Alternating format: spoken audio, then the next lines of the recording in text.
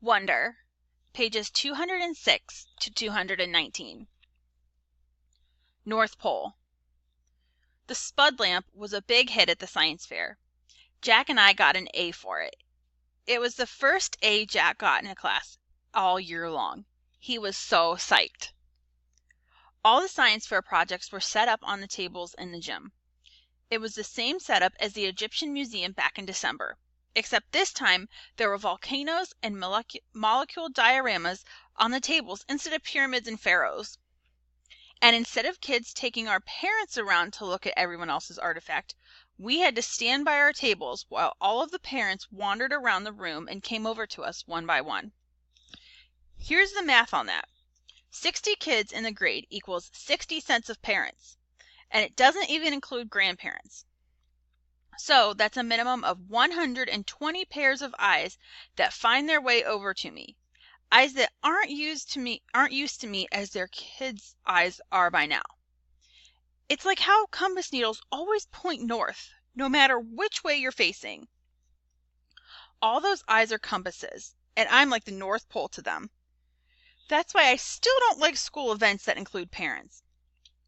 I don't hate them as much as I did in the beginning of the school year. Like the Thanksgiving Sharing Festival. That was the worst one, I think. That was the first time I had to face the parents all at once. The Egyptian Museum came after that, but that one was okay because I got to dress up as a mummy and no one noticed me. Then came Winter Concert, which I totally hated because I had to sing in the chorus. Not only can I not sing at all, but it felt like I was on display. The New Year art show wasn't quite as bad, but it was still annoying. They put up our artwork in the hallways all over the school and had the parents come and check it out. It was like starting school all over again, having unsuspecting parents pass me on the stairway. Anyway, it's not that I care that people react to me. Like I've said a gazillion times, I'm used to that by now. I don't let it bother me. It's like when you go outside and it's drizzling a little. You don't put on boots for a drizzle. You don't even open your umbrella. You walk through it, barely notice your hair getting wet. But when it's a huge gym full of parents, the drizzle becomes like this total hurricane. Everyone's eyes hit you like a wall of water. Mom and Dad hang around the table a lot, along with Jack's parents. It's kind of funny how parents actually end up forming the same little groups their kids form. Like my parents and Jack's and Summer's mom all like and get along with each other. And I see Julian's parents hanging out with Henry's parents and Miles' parents. And even the two Max's parents hang out together. It's so funny. I told Mom and Dad about it later when we were walking home. They thought it was funny. I guess it's true that like seeks like, said Mom. The Augie doll. For a while, the war was all we talked about. February was when it was really at its worst. That's when practically no one was talking to us, and Julian had started leaving notes in our lockers. The notes to Jack were stupid, like, "You stink, Big Cheese," and "Nobody likes you anymore." I got notes like, "Freak," and another that said, "Get out of our school, orc." Summer thought we should report the notes to Ms. Rubin, who was the middle school dean, or even Mr. Tushman. But we thought we would be like snitching. Anyway, it's not like we didn't leave notes too, though ours weren't really mean. They were kind of funny and sarcastic. One was, "You're so pretty, Julian. I love you. Will you marry me? Love, Beulah." Another was, "Love your hair, XOX, Beulah." Another was, "You're a babe. Tickle my feet, XOX, Beulah." Beulah was a made-up person that me and Jack came up with.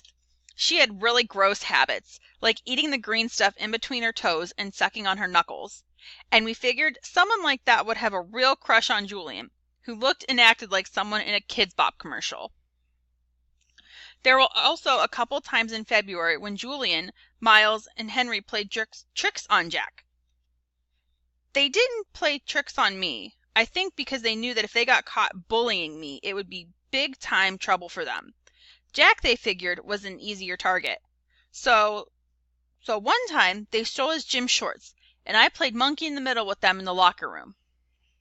Another time, Miles, who sat next to Jack in homeroom, swiped Jack's worksheet off the desk, crumpled it in a ball, and tossed it to Julian across the room.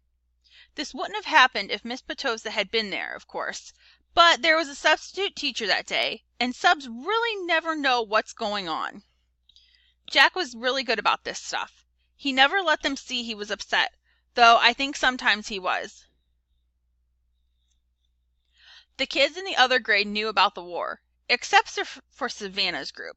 The girls were neutral at first, but by March they were getting sick of it. So were some of the boys. Like another time when Julian was dumping some pencil sharpener shavings onto Jack's backpack, Amos, who was usually tight with them, grabbed the backpack out of Julian's hands and returned it to Jack. It was starting to feel like the majority of the boys weren't buying into Julian anymore. Then, a few weeks ago, Julian started spreading this ridiculous rumor that Jack had hired some hitman to get him and Miles and Henry. This lie was so pathetic that people were actually laughing about him behind his back. At that point, any boys who had still been on his side now jumped ship and were clearly neutral. So by the end of March, only Miles and Henry were on Julian's side, and I think they were getting tired of the war by then. I'm pretty sure everyone stopped playing the plague game behind my back too. No one really cringes if I bumped into them anymore, and if people borrow my pencils without acting like the pencil has cooties. People even joke around with me now sometimes. Like the other day I saw Maya writing a note to Ellie on a piece of Ugly Doll stationery. And I don't know why, but I just kind of randomly say, "Did you know the guy who created Ugly Dolls was based on me?" Maya looked at me with her eyes wide open, like she totally believed me. Then she realized I was only kidding. She thought it was the funniest thing in the world. "You are so funny, August," she said. Then she told Ellie and some of the other girls what I had just said, and they all thought it was funny too. Like at first they were shocked, but then when they saw I was laughing about it too, they knew it was okay to laugh about it too. The next day, I found a little Ugly Doll keychain sitting on my chair with a nice little note from Maya that said, "For the nicest Augie doll in the world, XOX Maya."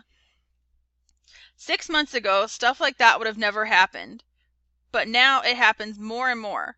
Also, people have been really nice about the hearing aids I started wearing. Lobot. Ever since I was little, the doctors told my parents that someday I'd need hearing aids. I don't know why this always freaked me out a little bit. Maybe because anything to do with my ears bothers me a lot. My hearing was getting worse, but I hadn't told anyone about it. The ocean sound that was always in my head had been getting louder.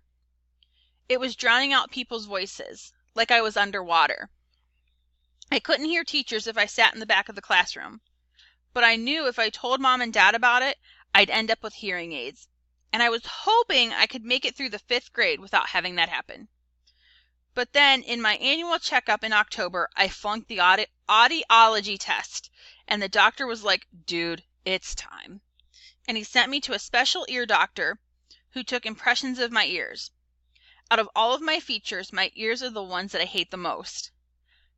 They look like they're closed, tiny fists on the side of my face. They're too low on my head, too. They look like squished pieces of pizza dough sticking out of the top of my neck or something. Okay, maybe I'm exaggerating that a little bit, but I really hate them. When the ear doctor first pulled the hearing aids out for me and Mom to look at, I groaned. "I'm not wearing that thing," I announced, folding my arms in front of me. "I know they probably look kind of big," said the ear doctor, "but we had to attach them to the headband because we had no other way of making them so they'd stay in your ears." See, normal hearing aids usually have a part that wraps around the outer ear to hold the inner earbud in place. But in my case, since I don't have outer ears, they had to put the earbuds in this heavy-duty headband that was supposed to wrap around the back of my head.